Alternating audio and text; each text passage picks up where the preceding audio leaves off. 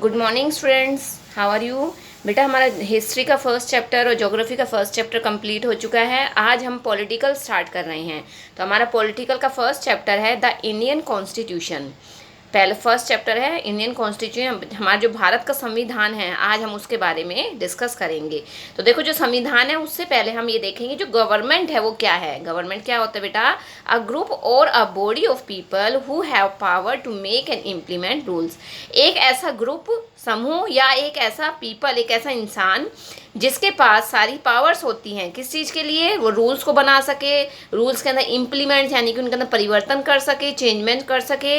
ये सारी पावर किसके पास होती है? गवर्नमेंट के पास होती है। और जो गवर्नमेंट होती है उसका मेन कार्य क्या होता है कि हमारे देश के अंदर कोई प्रॉब्लम आ रही है, अगर लोगों को कोई समस्या आ रही है तो उन समस्याओं का समाधान करे। जैसे रिसेंटली अब इस समय जो हमारे पूरे संसार के ऊपर जो कोरोना वायरस का फैला हुआ है, आतंक फैला हुआ है, तो इससे इन सारी चीज़ों को हैंडल करने के लिए जो गवर्नमेंट है, जो मोदी सरकार है, वो आज बहुत अच्छा कार्य कर रही है। जैसा इस समय लॉकडाउन चल रहा है तो वो सभी को पता है कि किस वजह से है। अगर गवर्नमेंट इतने मेजर स्टेप्स नहीं लेती तो ये शायद आज हमारा देश भी यूएसए की तरह ही आज उसके संक्रमण उसके अंदर बहुत ज़्यादा फैल जाता। लॉकडाउन की वजह से ही ये काफ़ी संभव हो पाया है कि आज हमारे देश के अंदर इतना ज़्यादा वायरस नहीं फैला है। अगर हम बाकी कंट्रीज़ को देखें, जैसे यूएसए है, जापान है, ब्राज़ील है, ईरान, इराक, यहाँ पर बहुत बड़ी संख्या के अंदर वायरस फैला हुआ है, लेकिन हमारे इंडिया के अंदर नहीं है। तो ये सारी चीज़ें सिर्फ गवर्नमेंट के वजह से पॉसिबल हो पाई हैं। अब देखिए, जो फॉर्मेशन है होता है कि जो गवर्नमेंट है वो उसे कैसे तैयार किया जाता है, ये अब हम सभी को पता है। We elect our own government by voting. हम अपनी सरकार का खुद चुनाव करते हैं। किसके द्वारा? वोटिंग के द्वारा। हर 5 साल के बाद इलेक्शंस होते हैं, चुनाव होते हैं, उसके अंदर लोग अपनी मर्जी से सरकार का चुनाव करते हैं।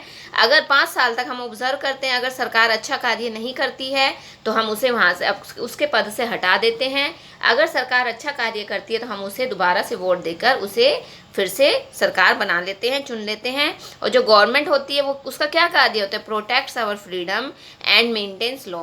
जो गवर्नमेंट है वो हमारी जो फ्रीडम है, हमारी आज़ादी है, उसकी रक्षा करती है। हमारे जो संविधान की तरफ से हमें जो अधिकार दिए गए हैं वो उन्हें उनकी रक्षा प्रोटेक्ट करती है। और इसके अलावा जो कानून बनाए गए उन्हें मेंटेन करती है। उनके अंदर कुछ जो इम्प्लीमेंट्स करने हैं, परिवर्तन करने, वो सारा कार्य भी गवर्नमेंट का होता है। Is that clear? गवर्नमेंट सभी बच्चों को समझ में आ गया। अब आ जाइए बेटा कॉन्स्टिट्यूशन, जो हमारा आज का लेसन का नाम है कॉन्स्टिट्यूशन। कॉन्स्टिट्यूशन है संविधान। अब देखिए, जो संविधान है, संविधान के अंदर क्या है? ये एक्चुअल में एक बुक है, संविधान की किताब है। इसके अंदर जितने भी रूल्स हैं कि सरकार इसके अंदर हमारे देश के अंदर सरकार को कैसे सरकार चलानी है, सरकार को कौन कौन से कार्य करने हैं, किस प्रकार के कार्य उसे करने हैं, कौन से उसे रूल्स फॉलो करने हैं, ये सारी चीज़ें क्या हैं कॉन्स्टिट्यूशन के अंदर रिटर्न फॉर्म में है। तो कॉन्स्टिट्यूशन क्या है? एक बुक है। It is a set of rules to run the government. Constitution क्या है? एक सेट है, एक पूरा समूह है रूल्स का, जिसका सारे रूल्स बताए गए हैं कि जिसके द्वारा सरकार को चलाया जाता है। यहाँ पे रन का मतलब भागना नहीं है, रन द गवर्नमेंट होता है सरकार को चलाना, कि सरकार किस प्रकार से देश को चलाएगी। ये सारे कार्य, सरकार को कौन कौन से कार्य करने, ये सभी कुछ कॉन्स्टिट्यूशन के अंदर बताया गया है। अब देखिए, why do we need a constitution? हमें कॉन्स्टिट्यूशन की जरूरत क्यों पड़ी? तो इसके कुछ पॉइंट्स हैं। It lays down the basic structure of government. जो कॉन्स्टिट्यूशन है वो सरकार का जो बेसिक स्ट्रक्चर होता है उसके ऊपर क्या है? इम्फेसिस करती है, उसके ऊपर प्रेशर डालती है, उसे देखती है। Second point, it establish organs of government. अब देखिए, जो गवर्नमेंट है उसके 3 ऑर्गन्स होते हैं, लेजिस्लेटर, एग्जीक्यूटिव और जुडिशरी। इन तीनों जो ऑर्गन्स हैं, इन तीनों को एस्टेब्लिश करना, इन्हें तैयार करना, इनके फंक्शंस क्या होते हैं, इनके कार्य, ये सारी चीज़ें किसके द्वारा होती हैं? कॉन्स्टिट्यूशन के द्वारा ही संभव होती हैं। थर्ड पॉइंट है, constitution is superior to all the laws of country. जो पूरे देश के अंदर जितने भी कानून बनाए गए हैं उन सभी के अंदर जो कॉन्स्टिट्यूशन है वो सबसे सुपीरियर है, सबसे उत्तम है, सबसे अच्छा माना गया है। नेक्स्ट है, लास्ट पॉइंट है, it protects freedom of citizen. और जो कॉन्स्टिट्यूशन है उसके अंदर हम सभी लोगों के लिए कुछ अधिकार दिए गए हैं, वो हमारे अधिकारों की रक्षा करना ही कॉन्स्टिट्यूशन के अंदर आता है, इसके कार्यों में आता है। अब देखिए बेटा, ड्राफ्टिंग ऑफ कॉन्स्टिट्यूशन। जो कॉन्स्टिट्यूशन है उसका ड्राफ्ट होता है, उसे तैयार कैसे किया गया? तो कैसे तैयार किया गया है, देखिए इसे। इन 1943 में Congress put for the demand for the constituent assembly which would only have Indian members. जो जब हमारा देश आज़ाद नहीं हुआ था 1943 के अंदर, जो कांग्रेस है उसने क्या डिमांड की थी कि हमारे देश का अलग से संविधान होना चाहिए और जिसके अंदर सिर्फ और सिर्फ इंडियन मेंबर्स हो, यानी कि उसके अंदर अंग्रेजों का कोई स्थान नहीं होना चाहिए। बिटवीन दिसंबर 1946 टू नवंबर 1949, 1946 से 1949, यानी कि इन 3 साल के अंदर 300 मेंबर्स वर्कड रेगुलरली। 3 सालों के अंदर लगातार इसके ऊपर 300 मेंबर्स ने लगातार इसके ऊपर कार्य किया ताकि वो अपने देश का अलग से एक संविधान बना सकें। और लास्ट में, और इसका जो उस समय जो फादर था, फादर ऑफ इंडियन कॉन्स्टिट्यूशन कौन थे उस समय? डॉक्टर BR अम्बेडकर उसके फादर थे। और इस संविधान को बनाने में कितना समय लगा? 2 years 11 months और 17 days, इतना टोटल समय हमारे संविधान को ड्राफ्ट करने में, बनाने में लगा था। और जब संविधान हमारा बनके तैयार हो गया तो उसे अप्रूवल कब मिली थी? 26 नवंबर 1949 को इसे अप्रूवल मिली थी कि अब हमारा संविधान तैयार हो गया है। लेकिन इफेक्ट वर्किंग, यानी कि लेकिन जब ये वर्किंग में, इफेक्ट में इसका कब आया था? ये 26 जनवरी 1950, 1950, 26 जनवरी 1950 को इसने अपना कार्य करना स्टार्ट कर दिया था, ये वर्किंग के अंदर आ गया था। और उस समय president of constituent assembly, president कौन थे उस समय? डॉक्टर राजेंद्र प्रसाद उस समय इसके प्रेसिडेंट थे। तो ये आपका पूरा है बेटा ड्राफ्टिंग ऑफ कॉन्स्टिट्यूशन। हमारे कॉन्स्टिट्यूशन कौन उस समय प्रेसिडेंट था, कौन इसका फादर था, इसे कितना समय लगा बनने के अंदर, किस किस मेंबर्स ने इसके अंदर अपना सहयोग दिया। बहुत सारे, लगभग 300 मेंबर्स थे जिन्होंने इसको बनाने में अपना सहयोग दिया था। तो ये आपका पूरा था ड्राफ्टिंग ऑफ कॉन्स्टिट्यूशन। अब देखिए बेटा, जो जैसे आपकी अपनी खुद की बुक होती हैं, बुक्स के अंदर जो फर्स्ट पेज होता है उसे प्रीफेस बोला जाता है।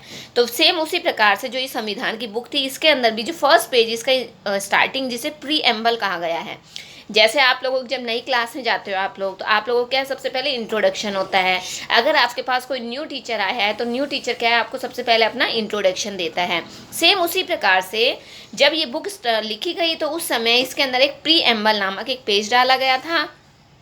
और प्रीएम्बल क्या था? ये एक जस्ट लाइक इंट्रोडक्शन था। तो इंट्रोडक्शन के अंदर क्या है, मेन बातें बताते हैं। तो वही चीज़ें इस प्रीएम्बल के अंदर बताई गई थी कि इस बुक के अंदर हम क्या क्या चीज़ें इंक्लूड की गई हैं, तो वो आपका प्रीएम्बल कहलाता है। It is the introduction of our constitution.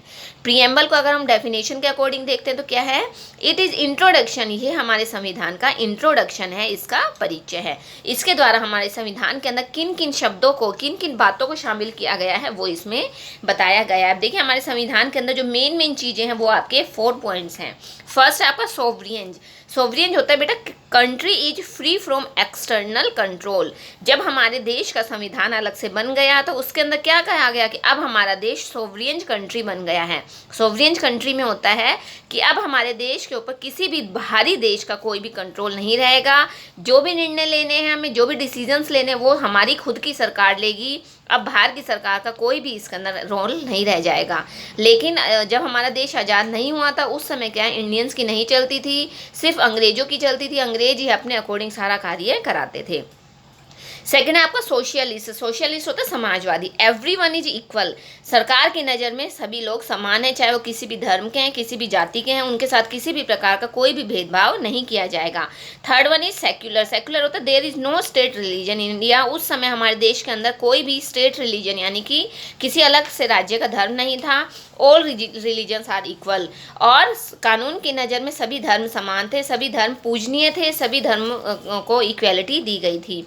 Next आपका डेमोक्रेटिक हो। जो डेमोक्रेटिक है, people choose their own government. जो पीपल है वो क्या है, अपनी सरकार का खुद चुनाव कर सकते हैं। डेमोक्रेटिक होता है लोकतंत्रात्मक, तो उसके अंदर लोगों के ऊपर कोई प्रेशर नहीं था, वो जिसको चाहे हटा सकते थे, जिसको चाहे वो अपने सरकार के रूप में चुन सकते थे। तो ये सारी बातें आपकी प्रीएम्बल के अंदर इंक्लूड की गई थी, प्रीएम्बल इंट्रोडक्शन। तो ये बेटा आपका आज ही मैंने जितना पढ़ाया है इसके अंदर से अभी मैं आपके पास एक फ़ोटो भेज रही हूँ, उसके अंदर आपका क्विक रिवीजन है। उस क्विक रिवीजन के अंदर जितने भी क्वेश्चंस हैं वो आपको अपनी रफ नोटबुक के अंदर सोल्व आउट करने हैं। जितना समझ में आया आपको उतना करना है, उसको अच्छे से देखकर समझकर आपको सोल्व करना है। Okay, thank you.